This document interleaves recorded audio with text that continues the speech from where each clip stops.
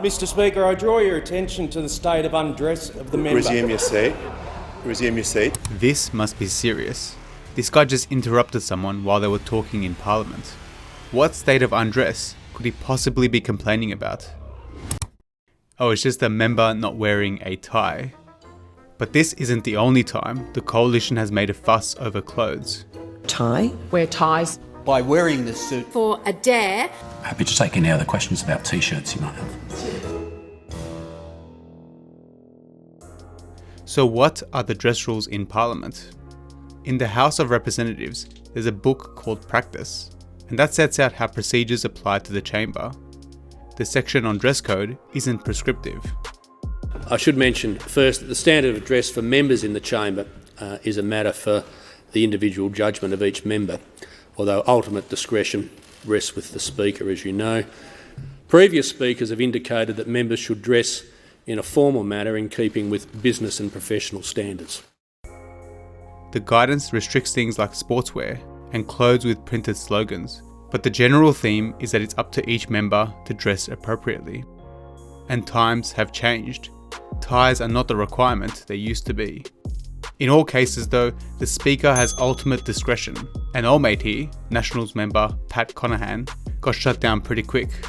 Mr Speaker, I draw your attention to the state of undress of the member. Resume your seat. Resume your seat. There's not a point of order. Resume your seat. Order. Order. I'll give the call to the member for Griffith. Pat then decided he wasn't being embarrassing enough and released a statement to the media. He said, "This is not a barbecue. This is question time in the Australian Parliament. What next? Board shorts and thongs? Maybe a onesie in winter?" Some may say that it's a minor matter not to comply with the dress standard, but what he says to many, including me, is that there is little respect for the tradition and history of our Parliament. Okay, there's a lot in there, but first of all, not wearing a tie was deemed by the Speaker to be compliant with the dress code. He must have missed that part as he kept speaking into the muted microphone. But the whole thing about not wearing a tie somehow being comparable to wearing a onesie is laughable. For Pat, wearing a tie must be the ultimate show of respect that Parliament deserves. That's Barnaby Joyce, former Deputy Prime Minister of Australia and leader of the Nationals, which makes him Pat's former boss. He's wearing a tie, so it's all good because he's showing respect to the Parliament. Anyway, speaking of traditions, the dress code has some pretty antiquated rules, like one from 1977 saying members were allowed to wear safari suits. If you don't know what a safari suit is, don't worry, I didn't either, but it turns out a Liberal MP wore one to Parliament in 2015. By wearing this suit, we are raising money for sufferers of motor neurone disease.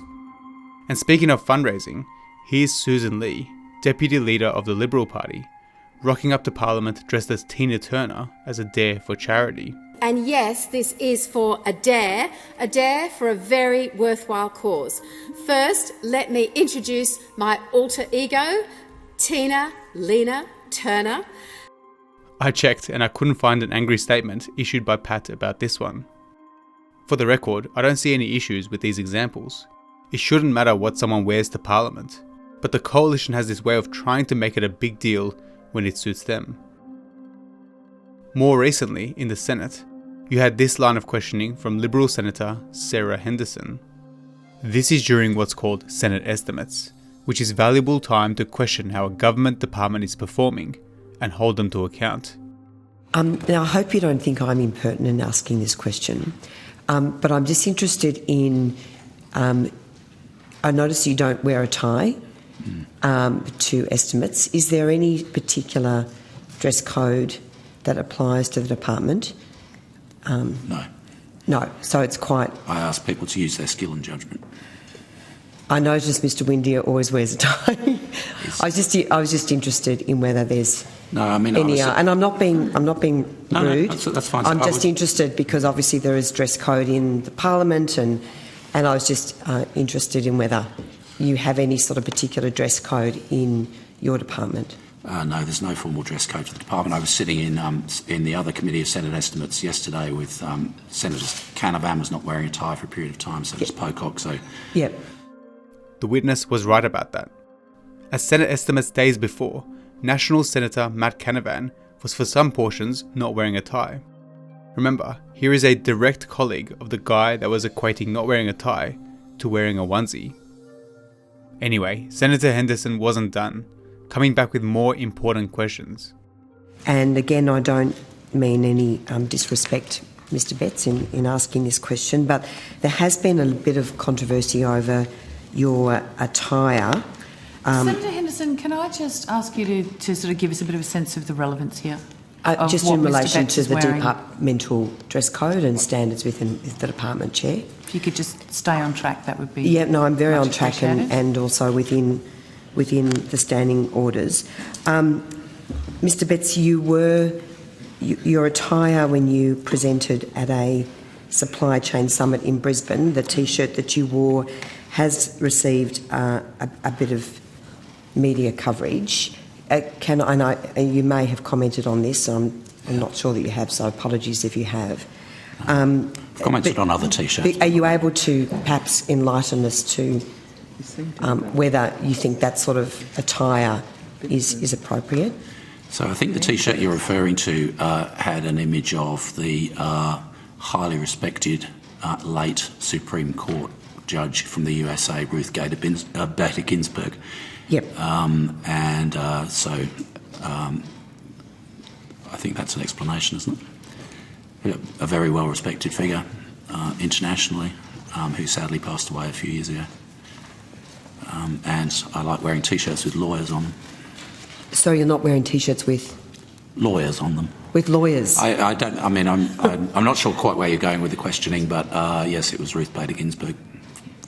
No, as I say, I don't ask with any disrespect. I'm just curious as to the standards. It is unusual to present as the Secretary of a Commonwealth Department in a T-shirt, and I just wondered if that was something that was okay for all members of your department. Senator Henderson, Yes, I do try and be as broad as possible, but I'm failing to understand the relevance of questioning a witness about their attire. Chair, I am within order. And I believe if there was an issue with the department's dress standards, that would be a matter for the Minister. Chair, I am within order to ask the question, but Mr Betts, thank you very much for responding. I do appreciate it. Thank you. I'm happy, obviously, to take any questions about the substance of the speech I made about the future of the rail sector in Australia. Let's now go back a few days to that footage of Senator Canavan. Earlier that same day, the Coalition was again having a go at a different shirt the witness had worn. Secretary, and I appreciate you don't wear ties and suit jackets to Senate estimates, and I think the Deputy Chair has canvassed that earlier. Is it correct that you wore a Black Power T-shirt whilst making a formal address to departmental staff recently? I don't even know what a Black Power T-shirt is, no. No? No, I wore a T-shirt which had an Aboriginal emblem on it, but it made no reference to the referendum or the voice. So the emblem, would that be the Aboriginal flag? Yes, the Aboriginal flag was depicted on that. And yes. there was no words around that? Correct. Not on the front or the back? Correct. No, okay. Happy to take any other questions about T-shirts you might have. And as I've said, if you have any residual concerns about my conduct wearing a T-shirt, then please feel free to report it to the Australian Public Service Commissioner, who I'm sure will be glad to consider it. They wasted about 15 minutes talking about this shirt. The full exchange is pretty interesting, and I'll put a link to that below. But all these questions are hypocritical. They questioned this witness on why he dared appear before them without a tie, when not long ago, a department head appointed by Scott Morrison, Phil Gagens, also was appearing without a tie, and no one questioned him about that. And the Liberals have been playing this game for decades. Almost 30 years ago in 1996, Green Senator Bob Brown was interrupted in Parliament by a Liberal because he didn't have his coat on. Now I wish that instead of worrying about clothes, the same concern was shown about how politicians or public servants perform their jobs. These Coalition members talk about showing respect to the Parliament, and yet school children who come to visit Canberra and watch Question Time will be shocked at what they see. People jeering and shouting and talking over each other. And then you had the disgraceful behaviour that was documented in the 2021 Jenkins report, which was a review into workplace behaviour at Parliament. Or the prayer room antics documented by Friendly Geordies. This is the type of behaviour that continues to be revealed. And I haven't heard one of these coalition members complaining about the likes of Stuart Robert, a Liberal member disgraced by the Robodebt scandal, who has refused to even show up to Parliament and do the job the public is paying him to do.